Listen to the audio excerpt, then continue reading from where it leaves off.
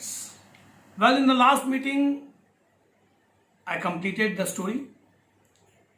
Now, the last few lines are left and the last paragraph is left, which is very important.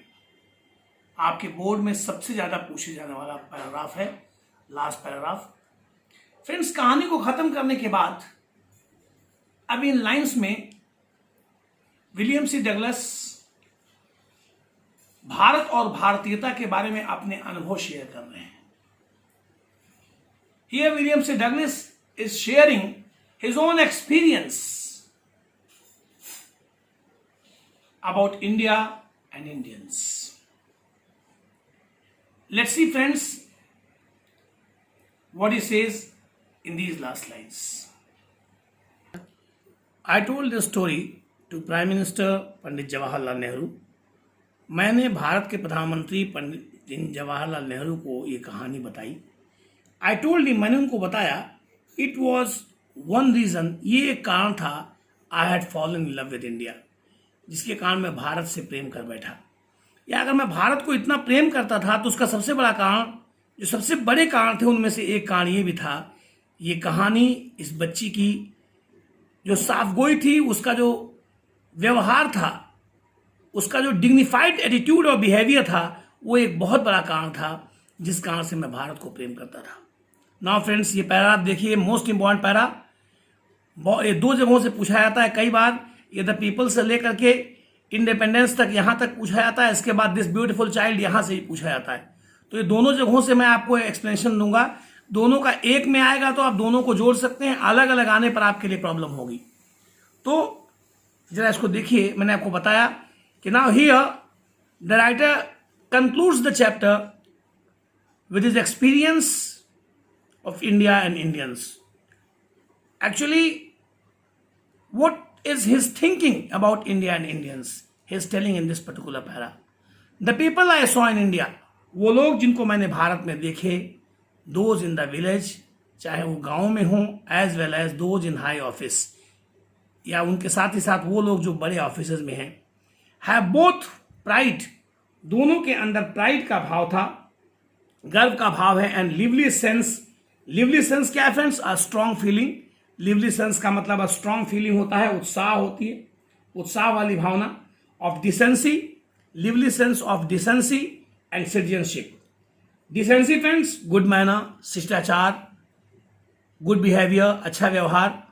तो मैंने वो जो भारतीयों को देखा, the people I saw in India, उन भारतीयों को जिनको मैंने देखा, दोज इन द विलेज, चाहे वो गांव में हो, as well as those in the high office, गांव वालों के साथ साथ ऑफिस में बैठने वाले, सभ्य कहलाने वाले भारतीयों को भी, means both the people of India, whether they were the villagers और the ambitious city dwellers in the high offices, have both pride and lively sense of decency and citizenship. दोनों के अंदर ही एक गर्व का भाव है, एंड लिवली सेंस एक स्ट्रॉन्ग फीलिंग है किसकी? डिसेंसी की, गुड बिहेवियर की, आचरण की, अच्छे आचरण की, मर्यादा की, शिष्टाचार की, एंड सिटीजनशिप और नागरिकता की. यानी वो अच्छे आचरण करते हैं लोगों से, उनका बिहेवियर लोगों से बहुत बेहतर है, और नागरिकता के सामान्य गुण भी जबरदस्त है. They also have a passion for independence. Passion जानते हैं फ्रेंड्स? Strong Dzire. पैशन मतलब स्ट्रॉन्ग डिजायर होता है, तीव्र इच्छा. तो they also have a passion for independence. उनके अंदर स्वतंत्रता के प्रति भी एक तीव्र इच्छा है, स्वतंत्रता की भी एक तीव्र इच्छा है उनकी. पहले यहां तक आपको एक्सप्लेन करता हूं friends. Here in these lines he says, the people I saw in India, those in the village as well as those in high office, have both pride and lively sense of decency and citizenship.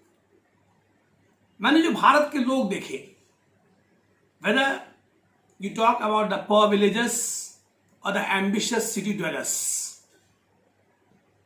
the people who are working in the high offices, the officers, the so-called gentlemen or the noble gentry of India, both were of very good behavior. They know how to behave properly with others, and they all have the good qualities of a citizen also. Means they have the qualities of citizenship. उनके अंदर एक अच्छे नागरिक के गुण हैं और लोगों से मर्यादित व्यवहार कैसे करते हैं, लोगों से अच्छा व्यवहार कैसे करते हैं, यह भी भारतीय लोगों को बखूबी आता है। फिर कहते हैं they also have a passion for independence, means they have a strong Dzire, strong feeling for independence. But natural था फ्रेंड्स, आजाद हुए 2-3 साल हुए थे और 3 साल पहले जो आजादी मिली थी वो इतनी कुर्बानियों से मिली थी।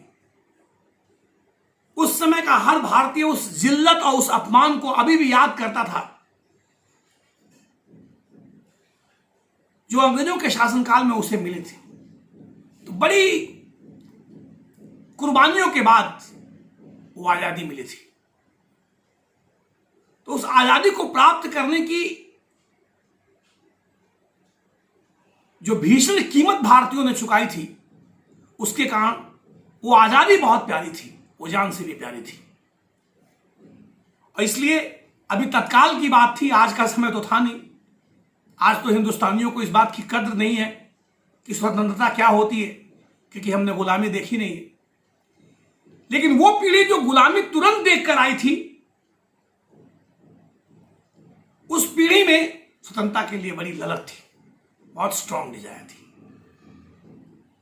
Since they had seen the time of slavery, that's why they had strong Dzire for that independence. This is the biggest thing, friends. That's why he says that they also have a passion for independence. That's why they have the strong desire for independence. Now the next lines. Beautiful child. ये सुंदर सी बच्ची, born in squalor, गंदगी and poverty, गरीबी। ये सुंदर सी बच्ची जो गरीबी में पैदा हुई और गंदगी से मतलब क्या है फ्रेंड्स? गंदा वातावरण, आसपास उसके वातावरण में कोई स्टैंडर्ड सिनेरियो नहीं था, वो गंदगी के माहौल में पैदा हुई, चारों तरफ गंदगी थी। तो दिस ब्यूटीफुल चाइल्ड जो गंदगी और गरीबी में पली हुई थी, आप जानते हैं भीषण भूखमरी और बदहाली उसके जीवन का हिस्सा था।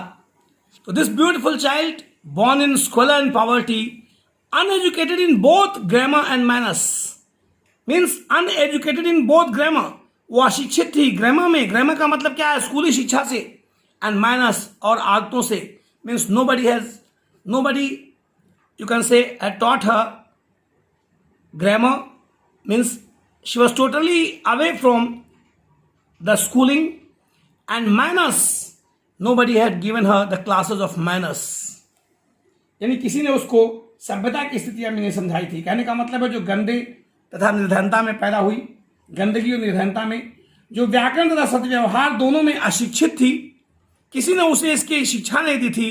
हैड गिवन मी, उसने मुझे दिया था, अ ग्लिम्स मतलब झलक, of the warm soul of India. देखिए friends, warm soul of India का मतलब क्या है? A lively soul of India, means a soul that is full of dignity, a soul that is full of self respect।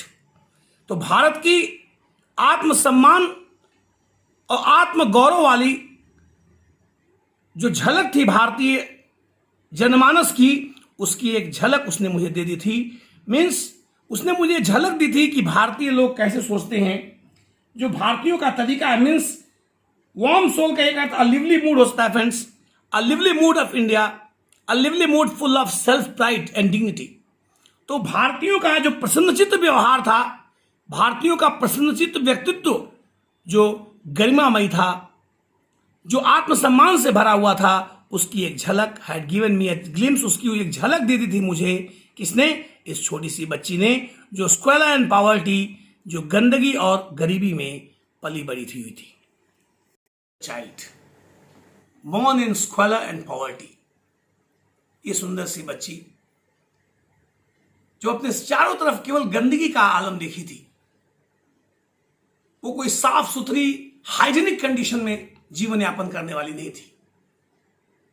गरीबी, भूखमरी, she was on the edge of starvation, means she was not living in a quite healthy conditions, She was on the edge of starvation. She was suffering horribly from poverty and uneducated in both grammar and manners. She hadn't got the knowledge of grammar. Nobody had taught her the rules of manners, the rules of high discipline and manners. Nobody had taught her how to live with dignity. Nobody had taught her how to live with self-respect, but simply had given me a glimpse of warm soul of India. But simply from her behavior, she had given a glimpse of the Indian approach, Indian style, Indian living approach. People are happy, self-respective, self-dignified. They are proud of themselves. They are proud of their culture. They are proud of their dignity. They are full of self-esteem, though they are poor. उनके पास दौलत नहीं है, संपदा नहीं है, लेकिन व्यक्तित्व की संपदा है, व्यक्तित्व की दौलत है. कहते हैं ना, होंगे राजे राजकुमार हम बिगड़े दिल शहजादे, हम सिंहासन पर जा बैठे जब जब करें इरादे.